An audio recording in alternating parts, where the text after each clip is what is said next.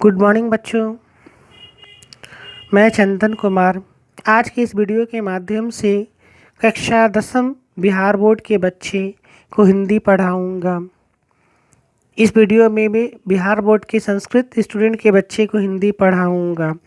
Hindi student के लिए उनकी पाठ्य पुस्तक गोधरी, जो कि जैसा कि मैंने पिछले वीडियो में ही बताया था। पिछले वीडियो में मैंने काव्य खंड की प्रथम अध्याय को पढ़ाया था। इस वीडियो के माध्यम से मैं गद्य खंड की एक कहानी को पढ़ाऊंगा। तो इस गद्य खंड की पहली कहानी डॉक्टर भीमराव अम्बेडकर की लिखी गई कहानी श्रम विभाजन और जाति प्रथा है, जो कि एक निबंधात्मक है। इसे पढ़ाऊंगा। अच्छे से उम्मीद है कि वो उस मेरे वीडियो को ध्यान से देखेंगे और समझने की कोशिश करेंगे। तो सबसे पहले हम डॉक्टर भीमराव अम्बेडकर जी के बारे में जान लें। डॉक्टर भीमराव अम्बेडकर जी का जन्म 14 अप्रैल 1891 ईस्वी को महू मध्य प्रदेश के एक दलित परिवार में, जैसा कि आप सभी जानते हैं, गरीब परिवार, एक निम्न वर्गीय परिवार में हुआ था, जिसके लिए इनको काफ़ी यातनाएं भी सहनी पड़ी थी। लेकिन बाद में इन्होंने इन्हीं हरिजनों के लिए काफ़ी अच्छा काम इन्होंने किया।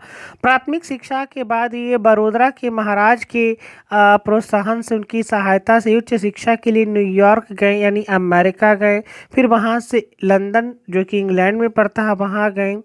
वहाँ इन्होंने जो क्या होते हैं संस्कृत का धार्मिक, पौराणिक और पूरा वैदिक वांग्मय अनुवाद के जरिए पढ़ा, यानी हिंदी वर्जन उसका पढ़ा और समझा क्या कि सनातन धर्म में, हिंदू धर्म में, इन वेदों में, इन काव्यों में क्या लिखा हुआ है। सब मिलाकर इतिहास, मीमांसा, अधिवेता, समाजशास्त्री, अर्थशास्त्री, महान शिक्षाविद और दर्शन शास्त्र के रूप में विख्यात डॉक्टर भीमराव अम्बेडकर हमारे देश के एक महान व्यक्ति के रूप में जाने जाते हैं। जब ये अपने देश भारत लौट कर के आए तो इन्होंने अपने आजीविका के लिए वकालत का भी काम किया। समाज में, राजनीतिक में भी काफ़ी सक्रिय रहे और समाज में बहुत सारी जो कुप्रथाएं उसमें फैली हुई थी, जैसे अछूतों के साथ दुर्व्यवहार, स्त्रियों की दयनीय स्थिति, इन सभी को सम्मान दिलाने के लिए अथक प्रयास इन्होंने किया। इनके जीवन पर 3 महत्वपूर्ण व्यक्तियों का प्रभाव पड़ा था। पहले व्यक्ति थे महात्मा बुद्ध, दूसरे संत कबीर और तीसरे ज्योतिबा गोविंदराव फूले, जो कि महाराष्ट्र के एक समाज सुधारक वो थे। संविधान निर्माण में इनकी एक महत्वपूर्ण भूमिका मानी जाती है और इन्होंने संविधान का निर्माण किया था। संविधान सभा के एक मुख्य व्यक्ति में डॉक्टर भीमराव अम्बेडकर व्यक्ति जाने जाते हैं।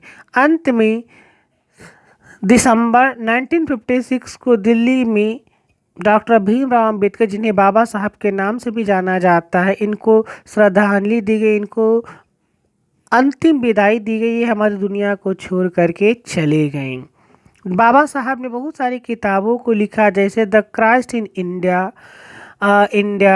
There mechanism, genesis and development, the untouchables, who are they, who are Shudras, Buddhism and communism, Buddha and his Dhamma, thoughts on linguistic states, the right of fall of the Hindus women's, annihilation of caste इत्यादि।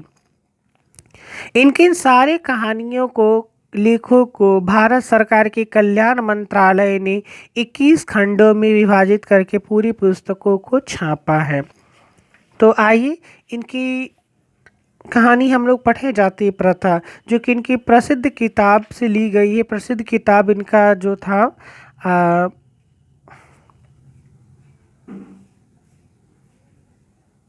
एनिहेशन of cast से लिया गया है। एक संभाषण है यह। इस भाषण के द्वारा ये कास्ट पर कैसा व्यंग करते हैं, क्या कहते हैं, उनके बारे में हम लोग जाने।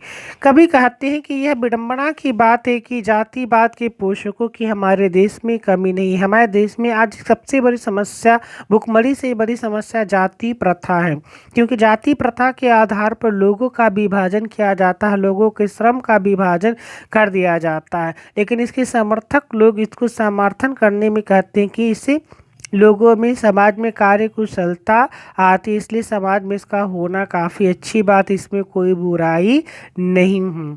तर्क का संबंध, पहली बात तो यह आपत्तिजनक है कि श्रम जाति प्रथा श्रम विभाजन के साथ साथ श्रमिक का भी विभाजन कर देता है, क्योंकि ये प्रथा एक व्यक्ति को एक व्यवसाय से अनिश्चित काल के लिए जोड़ देता है। उस व्यक्ति की इच्छा न होते हुए भी उस व्यक्ति पर इस कार्य को थोप दिया जाता है। श्रम विभाजन निश्चय ही सभ्य समाज की आवश्यकता हो सकती है, लेकिन सभ्य समाज में श्रम का विभाजन और के साथ साथ श्रमिकों का विभाजन करना ये सही बात नहीं है। जाति के आधार पर उस व्यक्ति को किसी काम के लिए बाध्य करना कि आप इस जाति से संबंधित आपको इसीलिए आपको यही कार्य करना है, कभी कभी अमानवीय कार्य करना है, तो ये अच्छी बात नहीं है।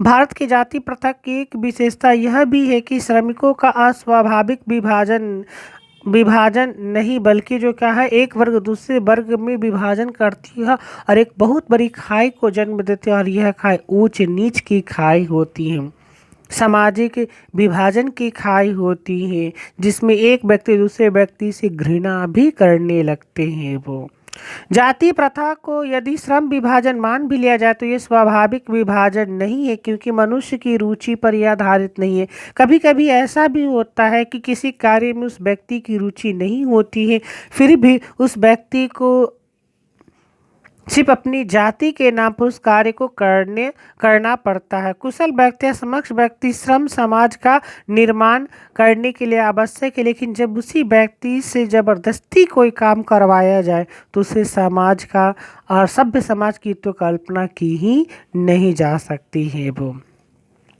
जिस पद्धति में व्यक्ति को अपने पेशा अपने कार्य को चुनने की स्वतंत्रता न हो, वो प्रथा ही दुष्प्रवृत्ति से भरी हुई है। इस सिद्धांत के विपरीत जाति प्रथा का दूसरे सिद्धांत है, जिसे मनुष्य प्रशिक्षण अथवा निजी क्षमता का विचार किए बिना दूसरे दृष्टिकोण जो क्या होता है, माता पिता सामाजिक स्तर के अनुसार पहले से ही गर्भधारण में उसके पेशा का निर्धारण कर दिया था। कभी कभी तो बच्चे जब अपनी माँ के गर्भ में ही रहते तो माँ के गर्भ में ही बच्चे को कार्य निर्धारित कर दिया जाता कि हजाम का बेटा हजाम बनेगा, बढ़ई का बेटा बढ़ई बनेगा, चमार का बेटा चमार बनेगा। उसके गर्भ में ही जो कि जाना है नहीं, भविष्य में कुछ और भी वो बन सकता है, लेकिन ऐसी होती नहीं है।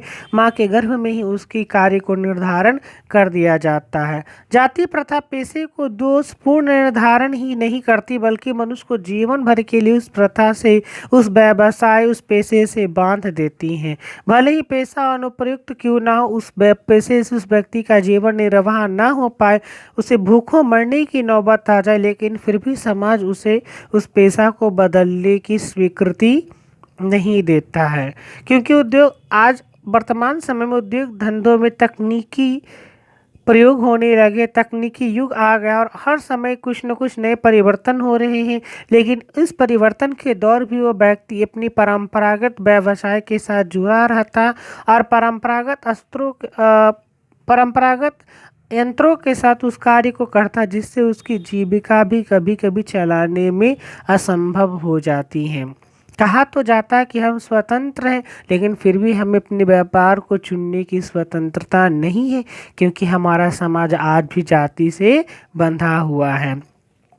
हिंदू धर्म की जाति प्रथा किसी व्यक्ति को ऐसा पेशा चुनने की अनुमति नहीं देते, और खास करके हिंदू समाज की हम बात करते हैं जिसमें व्यक्ति को ग्रामीण क्षेत्र में विशेष करके व्यक्ति को पेशा चुनने की अनुमति नहीं देता है। जो उसका पैतृक पेशा होता है उस व्यक्ति को वही पेशा अपनाना पड़ता है, चाहे उसमें उसकी स्वीकृति हो या उसमें स्वीकृति न हो।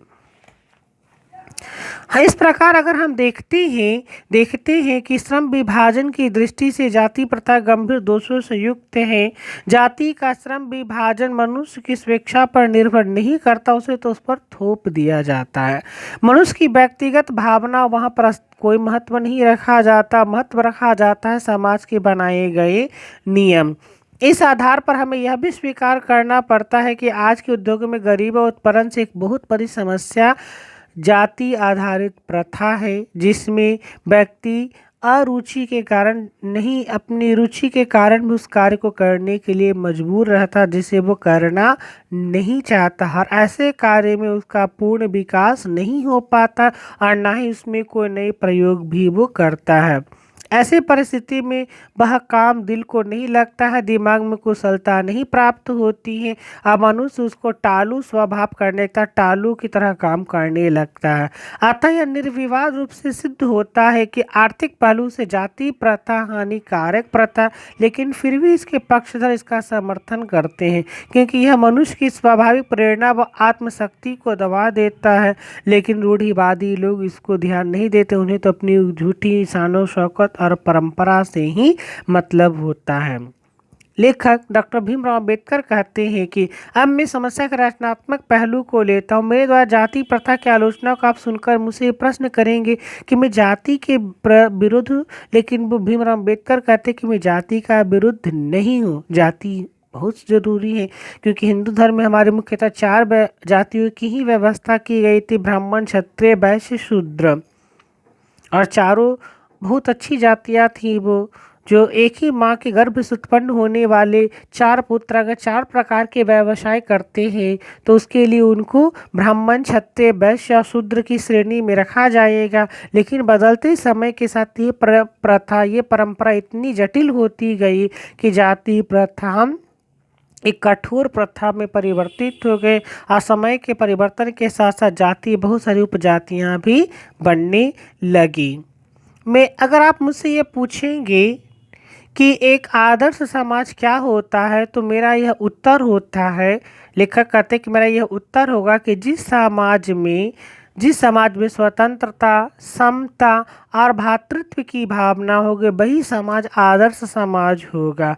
भ्रातृत्व मतलब आपसी भाईचारा होगा, लोग एक दूसरे के सुख में सुखी होंगे, लोग एक दूसरे से दुख में दुखी होंगे। अगर ऐसी ही भावना सब में आ जाए तो वही समाज एक आदर्श समाज होगा। जिस समाज में व्यक्ति की स्वतंत्रता यानी अपने कार्य को चुनने की स्वतंत्रता, अपनी इच्छा अनुसार कार्य करने की स्वतंत्रता हो, वह समाज एक आदर्श समाज होगा। और ऐसे समाज में गतिशीलता प्राप्त होगी और गतिशीलता इतनी होगी कि परिवर्तन एक समाज से दूसरे समाज तक भी संचारित होंगे। ऐसे समाज में बहुविध हितों में सबका भाग होगा, सभी के हितों की रक्षा भी होगी, सामाजिक जीवन में संपर्क होंगे और सही व्यक्ति को समान अवसर और साधन उपलब्ध होंगे और होने भी चाहिए ताकि हर व्यक्ति समुचित साधनों का भरपूर प्रयोग कर सके। तात्पर्य यह कि दूध में जिस प्रकार पानी मिश्रित हो जाता है उसी प्रकार हमारा समाज में अगर स्वतंत्रता, समता और भाईचारे की भावना भी दूध में पानी की तरह मिल जाए तभी मैं कहूँगा कि हमारे देश में एक सच्चे लोकतंत्र की स्थापना हो पाई है। क्योंकि लोकतंत्र केवल शासन की एक पद्धति नहीं है, लोकतंत्र लोगों की सामूहिक जीवनचर्या की एक रीति, एक परंपरा है जिसमें हर व्यक्ति की आत्मरक्षा, सम्मान की भावना जुड़ी हुई रहती है,